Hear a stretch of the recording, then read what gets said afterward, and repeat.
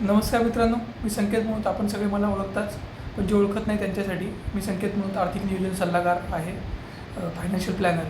तर मित्रांनो, गेल्या 10 वर्षात देशभर ठिकठिकाणी व्याख्यानं दिली, टी व्ही चर्चेत सहभागी झालो किंवा वृत्तपत्रात लेख लिहिले किंवा अन्य कार्यशाळा वगैरे घेतल्या. त्याच्यात मला एक जाणवलं वेळ लोकांना भेटून की अनेकांचं आर्थिक नियोजन व्यवस्थित नसल्यामुळे त्यांना भविष्यात अडचणी येतात आहे.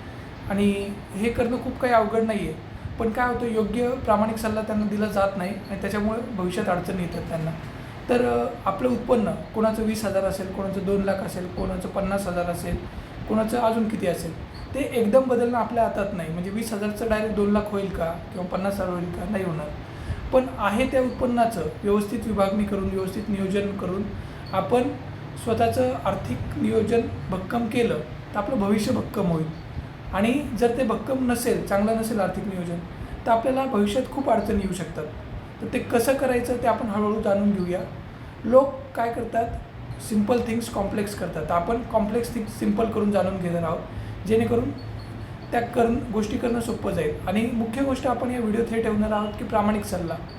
तर मित्रांनो, नक्की चॅनल सबस्क्राईब करा, फॉलो करा. आता 3 महत्त्वाच्या गोष्टी मी सांगणार आहे आर्थिक नियोजनाच्या. सगळ्यात आधी आर्थिक नियोजनाचा पाया काय आहे, तर आरोग्य विमा, हेल्थ इन्शुरन्स. तुमचा ऑफिसचा असला तरी स्वतःचा पर्सनल काढा. दुसरं म्हणजे टर्म इन्शुरन्स, तोही असलाच पाहिजे तुमचा स्वतःचा.